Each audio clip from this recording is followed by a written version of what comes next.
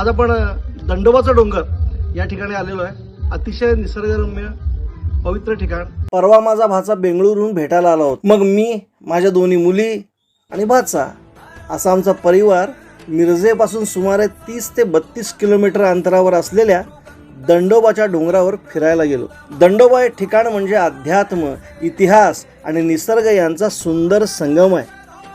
तेथे पोहोचल्यावर सर्वप्रथम आम्ही भगवान महादेवांच्या प्राचीन मंदिरात दर्शनासाठी गेलो। सुट्टीचा दिवस नसल्यामुळे गर्दी नव्हती। मंदिर परिसरात एक विलक्षण शांतता आणि प्रसन्नता अनुभवायला मिळाली। अतिशय जुनं, स्वच्छ आणि नीटनेटकं मंदिर पाहून मन भारावून गेलं। महादेवांच्या दर्शनासोबतच श्री गणपती, श्री हनुमान, श्री कुबेर, श्री कालभैरव आणि देवीचेही दर्शन घेतले।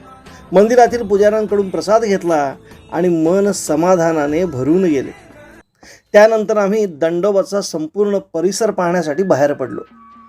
हा परिसर अतिशय सुंदर पद्धतीने विकसित करण्यात आला आहे। आम्ही संध्याकाळी गेल्यामुळे निसर्गाचा आणखी एक सुंदर आविष्कार अनुभवता आला।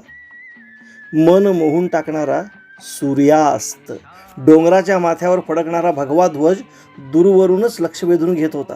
आम्ही निसर्गाचा आस्वाद घेत परिसरात निवांत फेरफटका मारला, भरपूर छायाचित्रे काढली आणि त्या सुंदर क्षणांची आठवण जपून ठेवली। या ठिकाणी आणखी एक कौतुकास्पद गोष्ट पाहायला मिळाली। पक्ष्यांसाठी कृत्रिम पाणवठा तयार करण्यात आला आहे, जेणेकरून त्यांना स्वच्छ पाणी उपलब्ध होईल। आणि तिथे एक महत्त्वाची सूचना देखील देण्यात आली आहे, कृपया या पाणवठ्यात कचरा टाकू नका, पाणी स्वच्छ ठेवा आणि त्या परिसरात गोंधळ करू नका। पक्ष्यांना शांततेत पाणी पिण्याचा आणि निसर्गात वावरण्याचा अधिकार आहे।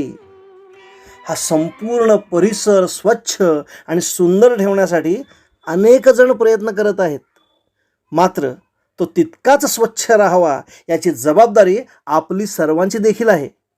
म्हणूनच वेळ मिळाला तर एकदा नक्की दंडोबाला भेट द्या, भगवान महादेवांचे दर्शन घ्या आणि निसर्गाच्या सानिध्यात काही क्षण घालवा। मनाला एक वेगळाच आनंद मिळेल।